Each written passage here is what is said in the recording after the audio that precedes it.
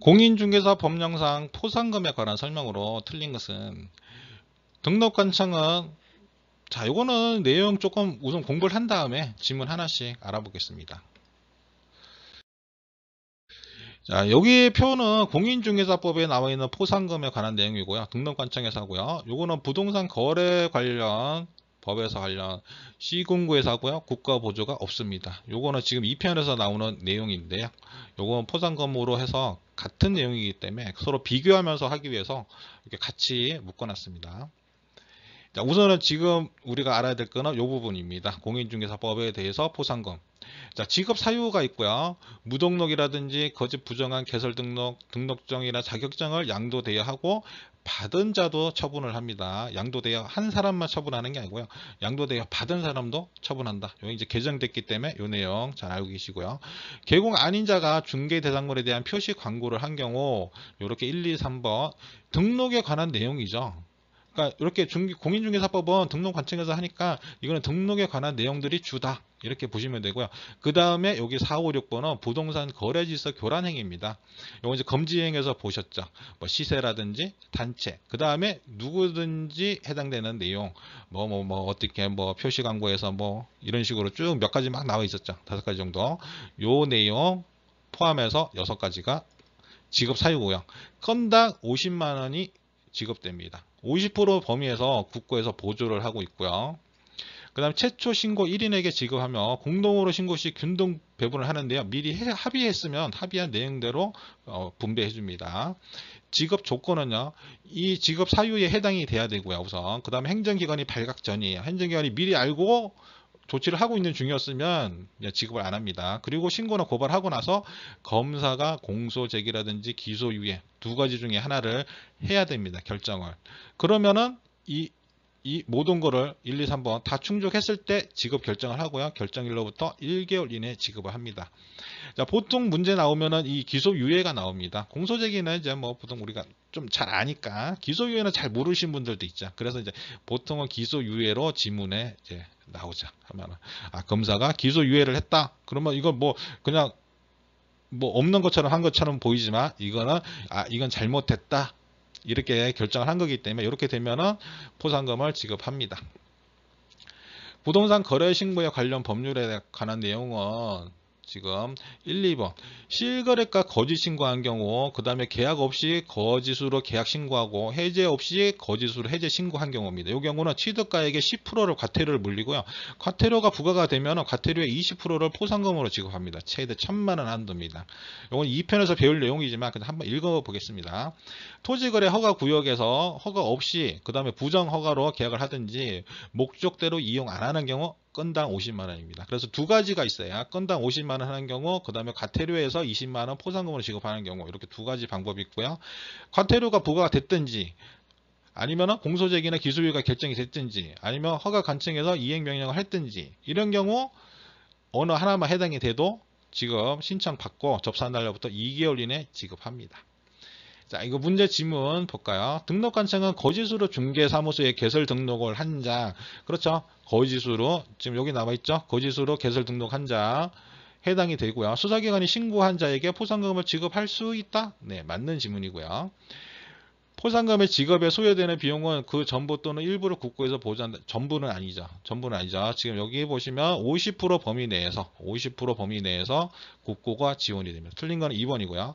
포상금은 한 건당 50만 원을 한다. 네, 맞습니다. 포상금 지급 신청서를 제출을 받은 등록관청은 포상금의 지급을 결정한 날부터 1개월 이내에 포상금 지급해야 된다. 맞고요.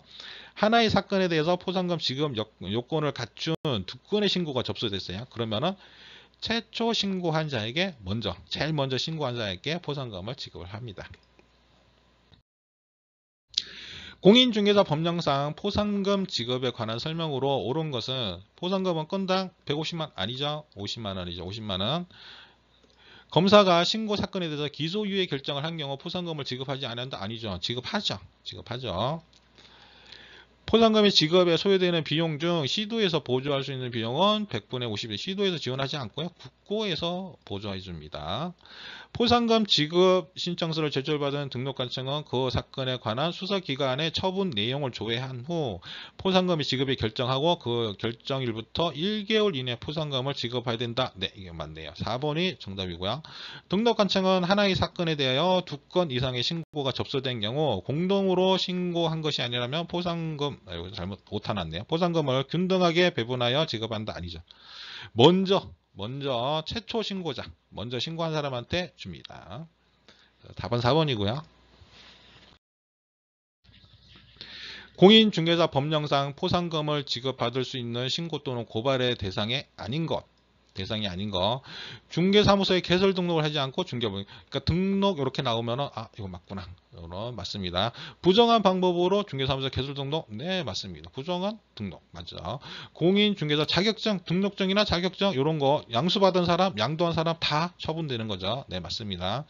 개업 공인중개사라서 부당한 이득을 얻을 목적으로 거짓으로 거래가 완료된 것처럼 꾸미는 등 중개 대상물의 시세에 부당한 영향을 줄 우려가 있는 경우 요거는 뭐죠? 금지행위였죠. 금지행위 중에서 해당되는 게 거래질서 교란행위, 시세, 그 다음에 단체, 그 다음에 누구든지 이 사항이죠. 이 사항은 포상금 지급 대상입니다. 그래서 4번도 지급 대상이 되는 거죠. 개업 공인중개사로서 중개 의뢰니까 직접 거래하는 경우 이것도 금지행위지만 요거는 포상금 지급 대상이 아닙니다. 그러니까 등록에 관련된 것들 이렇게 생각하시고 그 다음에 교란행위 요거까지 포상 지급 대상이다 이렇게 생각하시면 되겠습니다. 공인중개사 법령상 수수료 납부 대상에 해당하는 것은 모두 몇 개인가? 네, 지금 분사무소 설치에 대한 신고, 중개사무소 개설 등록을 신청하는 거, 그 다음에 휴업신고. 휴업신고는 수수료가 없습니다. 중개사무소 등록증의 재교부, 재교부 받은 수수료 내야죠. 자격시험을 합격하여 공인중개사 자격증을 처음으로 교부 받을 때도 수수료가 없습니다. 그래서 해당되는 거는 3개가 되겠네요. 3번 3개. 자, 요거 행정 수수료에 대해서 문제가 나온다 그러면은 자격증 발급, 처음에 받는 거, 자격증 발급, 요거하고 휴업 신고하는 거, 요건 수수료가 없습니다. 나머지는 수수료가 있고요. 조문에 나와 있는 내용은 이렇게 규정이 되어 있습니다. 공인중개사 자격시험에 응시한 자, 그 다음에 재교부 받는 거, 개설 등록 신청한 거, 이 등록증 재교부, 그 다음에 설치 신고한 거, 설치 신고 재교부한 거, 요렇게 6가지로 딱 조문에 나와 있기 때문에 요거 가지고 문제를 내기도 합니다. 공인중개사 시행령 제30조 협회의 설립에 대한 내용입니다. 가로에 들어갈 숫자를 올바르게 나열한 것은 공인중개사 협회를 설립하고자 할 때는 발기인이 작성하여 서명날이란 정관에 대하여 회원 600명 이상이 출석한 창립청회를 해야 되고요. 그 출석한 회원의 과반수의 동의를 얻고 국토교통부 장관의 설립인가를 받아야 됩니다. 그리고 설립 등기하면 됩니다. 설립 등기 이렇게 하면은 협회가 생기죠. 이거는 협회는 사단법인이에요. 사단법인 이렇게 사단법인이기 때문에 이런 식으로 등기를 해야 되고요. 창립청에서 서울특별시에서는 100명이죠. 100명 이상이 되고요. 광역시, 도, 특별자치도에서는 각각 20명 이상 회원이 참석해야 된다. 이게 이제 법조문에 딱 나와 있는 내용이기 때문에 이런 식으로 문제를 낸다 봅니다. 네, 그 문제 나왔던 조문이 요거고요. 제30조 협회 설립 부분 한번 읽어보시고요. 공인중개사 협회 비영리 사단법인이고요. 주사무소는 지역 상관없이 설치가 되고요. 지부는 시도, 지회는 시군구에 설치를 하게 됩니다. 이것도 문제 한번 나온 적이 있습니다. 지회는 시군구, 지부는 시도. 발기인 개인 개공이 300명 모여서 발기인하고요. 창립총회에 600명 이상 출석을 해야 되고요. 서울은 100명 이상, 이회는 20명. 그런 다음에 설립인가 국장한테 받고요. 설립 등기하면 협회가 생깁니다. 재무 건전성 지급 여력 비율이 100% 이상 유지를 해야 되고요. 공제사업자 책임 준비금이라 해서 공제료 수입액의 10% 이상 운영 규정 변경 시 국장 승인 필요하고요. 국장이 관리 감독을 하는 거죠. 개선, 뭐 시정 명령 이런 거 할 수 있고요. 운영 실적 이런 거 공시해야 되고요. 만약 미공시라든지 명령 불응, 불이행 이런 거 할 때 500만 원 과태료 있습니다.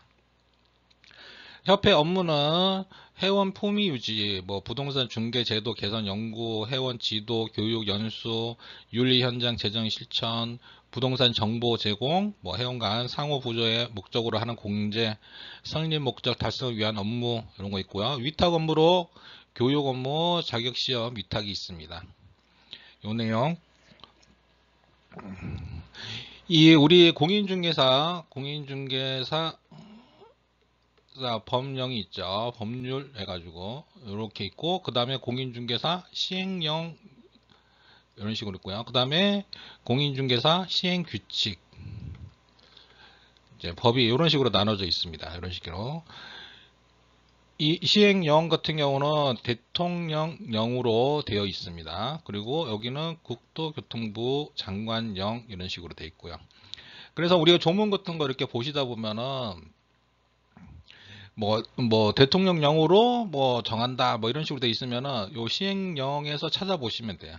만약 국토부 장관령으로 뭐 정한다 뭐 이런 식으로 돼 있으면 시행 규칙에 대해서 찾아보시면 되고요.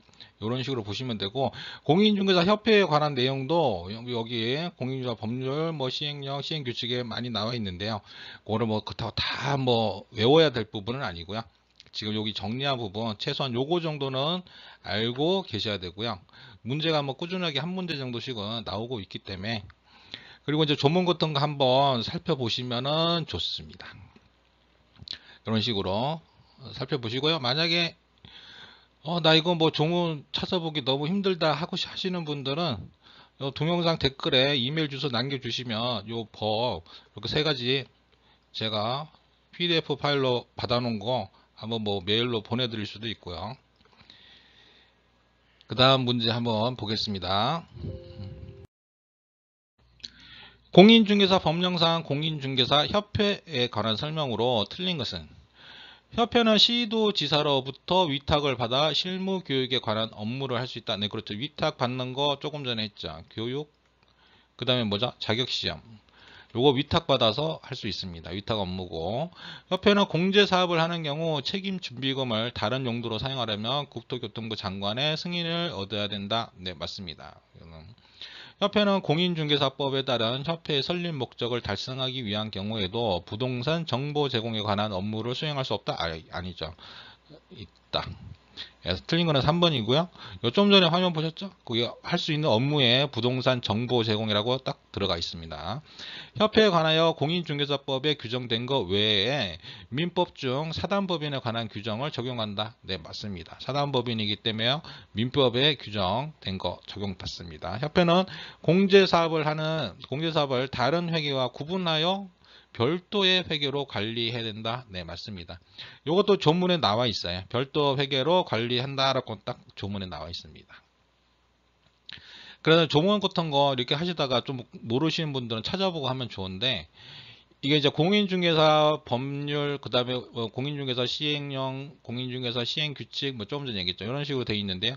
요거 PDF 파일로 이렇게 하셔가지고 검색하는 거 아시죠? 컨트롤하고 F 누르시면은 검색 나오면서 뭐 협회 뭐 이런 식으로 하면 협회 바로 이제 찾아주니까요. 그 내용 이렇게 한번 읽어보시고 이렇게 하시면 좋아요. 이 문제만 자꾸 이렇게 풀어놓은 것도 괜찮고요. 어차피 뭐 나왔던 문제 또 나오니까, 만약에 조문까지도 내가 찾아보고 조금 깊게 좀 이해를 하면서 공부를 하겠다 하시는 분들은 여기 동영상 밑에 이메일 주소 하나 남겨주시면 제가 여기 중개사법 말고도 뭐 민법이나 공법이든지 공시법, 세법 다 한번 받아놓은 게 있으니까요. 한번 보내드리도록 하겠습니다. 이메일로. 이번 시간은 여기까지 하고요. 그 다음 시간에는 형벌 뭐 3년 3천, 뭐 1년 1천, 그 다음에 과태료 나오는 거 500만원, 뭐 100만원 이런 거 정리하고 1편 마무리 짓고 또 그 다음에 2편 넘어가는 식으로 이렇게 진행하겠습니다. 네, 수고하셨고요. 또 다음 시간에 뵙겠습니다.